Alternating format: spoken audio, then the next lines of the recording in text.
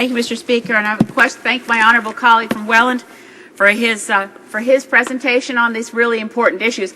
I want to come to another portion of Section 18 that we haven't discussed yet in relation to my amendments, and it's one of the ones that disturbs me. We've heard from the Parliamentary Secretary that there are safeguards because these will all eventually be made public, these instructions from the Vice Chief of Defence Staff, who in my view should not be interfering in military police investigations. But when you look to Section 18.5, subsection 5, we find that there are instances where this legislation contemplates never making it public at all. The Vice Chief of Defence Staff has given instructions and interfered with an investigation if the Provost Marshal considers, quote, that it would not be in the best interests of the administration of justice for that instruction or guideline to be made available to the public. Given these notions that somehow, and we do know military justice is different, how far from the Charter of Rights and Freedoms do we move if there are also provisions that these instructions are never made public? Member for Welland.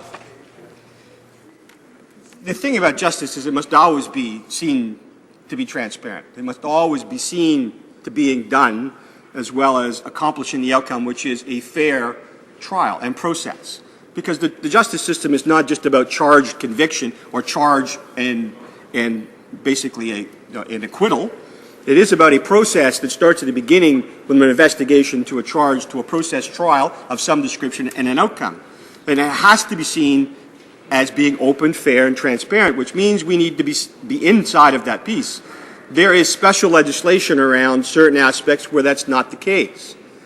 But inside of the military, in these particular aspects, it is very much necessary for it to be open. It seems to me it cannot be in any other way if we are to truly have a fair justice system that folks respect. And that's what it's really about, is respecting the system, not about the outcomes of individual cases, that it truly needs to be seen to be transparent, seen to be done in a fair and honest way, and can't be done in any other fashion. So to have pieces where you can say, this can go, but this cannot, then starts to impugn the system in the minds of folks who are looking at it. And that's not necessarily a way to actually have a system that would actually, at the end of the day, deemed itself or seemed to be fair. And I think that's a major problem.